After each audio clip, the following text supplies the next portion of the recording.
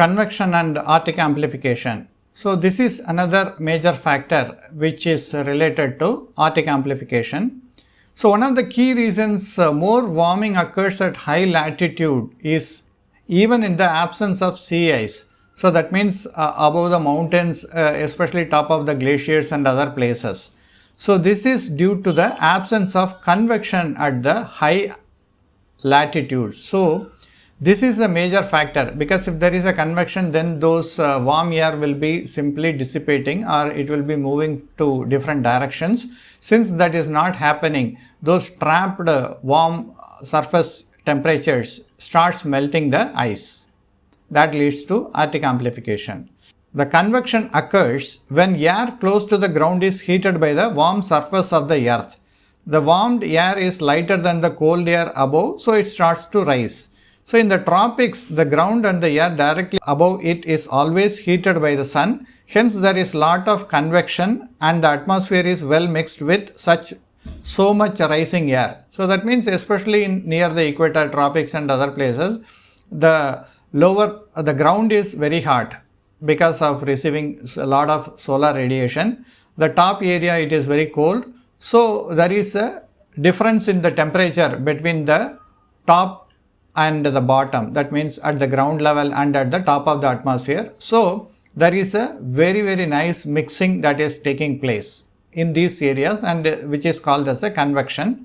But this mixing is missing in the high latitudes, that means in the northern and the southern polar region, these are not happening. The reason is, at these high latitudes, the angle between sunlight and the surface means that incoming sunlight is less concentrated. This is what we had seen in the projection effect.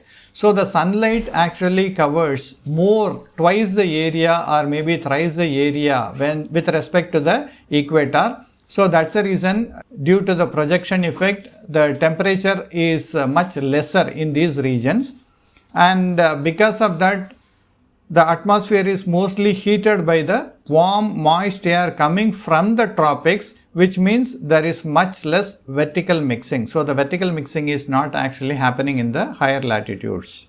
So here we see the convection and the Arctic amplification charts. So the warming in the upper troposphere, that is around 200 HPA in the tropics throughout the year, is happening.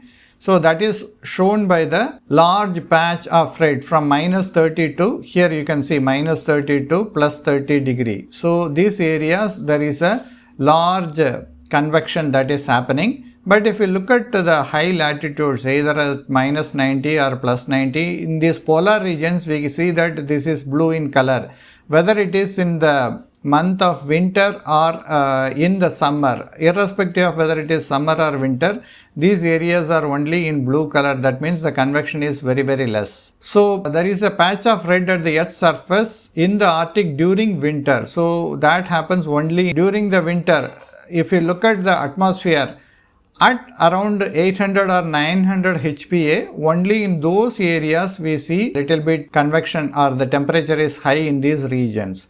So that clearly tells like it is far from the atmosphere. So that means it is actually not affecting, or the convection is not actually happening in the Arctic region very effectively. And we also have sea ice feedbacks. So there is a positive surface albedo feedback, that means reducing surface albedo and increasing solar radiation absorption. This we have seen several times.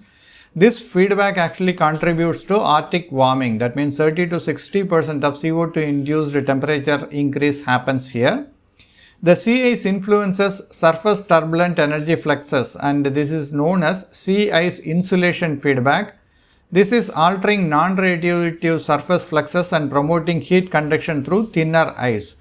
And this feedback enhances greenhouse gas effect by warming the lower Arctic atmosphere, and where sea ice concentration and thickness changes are significant. In other words, ground level, lots of changes are actually happening, which leads to melting of more ice. Again, the sea ice feedback influences the Arctic surface energy only. So it happens mainly in the surface, not at the higher atmosphere. So the Arctic surface energy balance is differently during the polar day and night, affecting the surface temperature and atmospheric conditions. So this sea ice feedbacks actually influence these things. And less sea ice during the polar day reduces albedo. increases solar absorption and delays ice formation due to ocean heat storage. That means ocean becomes more hot. So it simply melts the ice. So ice formation is not efficient or not happening.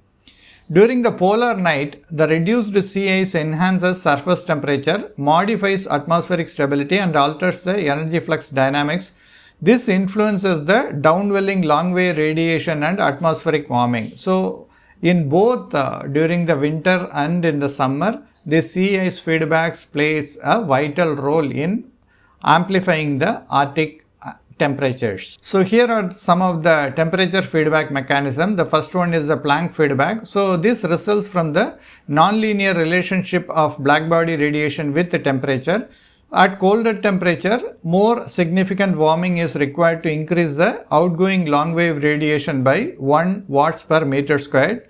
This is more pronounced effect in low latitudes. That means near the tropical area, this is the major effect. And we also have the lapse rate feedback. So this varies with the latitude. So here in the Arctic, the stable stratification prevails. The lapse rate feedback is positive, favoring surface warming. And the water vapor and surface albedo feedbacks can enhance the Arctic lapse rate feedback. So here is the network of effects that are affecting Arctic amplification. So this is mainly happening at the surface. So the initial temperature feedback increases the downward long wave radiation, which leads to surface warming, which reinforces the greenhouse effect by the CO2 and methane gases, and this leads to amplification of atmospheric warming. So this loop actually is a positive loop, and this affects the Arctic amplification, or it enhances the Arctic amplification. And let us look at some of the cloud feedbacks. This influences radiative fluxes and atmospheric thermodynamics. The Arctic cloud feedback exhibits a negative trend at the top of the atmosphere, contrasting the positive feedback observed from the surface. So this is the major difference. At surface it increases the temperature, but at top of the atmosphere it has a negative feedback. So the Arctic cloud processes are affected by lower tropospheric stability. See, the reduction in lower tropospheric stability enhances the cloud fraction and optical depth, particularly in fall and winter. This coincides with the decreased sea ice extent. The changes in the top of the atmosphere radiative perturbation by cloud is called as cloud masking, and this affects Arctic amplification. This modulates the strengths of other feedbacks like surface albedo feedback by reducing the radiative impact of surface albedo changes, because when the long wave radiation is being emitted back to the atmosphere, they are being held by the clouds. So that's the reason that long wave radiation never escapes our atmosphere. Uncertainties exist due to inadequate representation of microphysical processes in the climate model, that is mainly the ice nucleation mechanism and interaction with the aerosol. So this we will be looking at in the later part of this course. So here is the overall picture of what is actually happening. So what are the factors that impacts the Arctic amplification? The Arctic amplification also affects the ecosystems, society and humans. So if you look at what are the extreme events that can happen due to Arctic amplification is, they have impact on marine environment. They increase the temperature leads to rich upper biologically productive layer. That's what we have seen earlier also. The photoplankton receives more sunlight, so they produce more. So that is actually a positive thing that is happening due to Arctic amplification. But it also impacts the biosphere. When we look at the cryosphere, there are lots of changes happening. That is, broad spectrum of weather extremes and environment hazards are actually happening. The extremes are becoming now normal. That means in some other places it leads to forest fires and volcano eruption, and those kind of extreme events are actually happening. See, the global effect, more intense and frequent Arctic heat waves are actually being produced. There is uncertain impact on the mid-latitude weather extremes. So this is one of the area where lots of research is being conducted currently. When we look at the global effect, the sea ice retreat, snow cover reduction, soil carbon release are all the negative effect due to Arctic amplification, and it also affects the ecosystem it changes productivity of the food webs, and also society and the humans are being affected. For example, increasing the human activity in the Arctic actually leads to more Arctic amplification. The satellite mapping of the Arctic settlement and infrastructure clearly gives information about how these changes are actually and rapidly happening. Through this, we can actually monitor the human-induced disturbances that are happening in the polar region. This affects the human population there because it risks many people, because for example many Inuit communities are getting affected by loss of sea ice, and there are also, it affects the Arctic ice sheets and the glaciers, soil and permafrost, marine biology. All these things are impacted by Arctic amplification.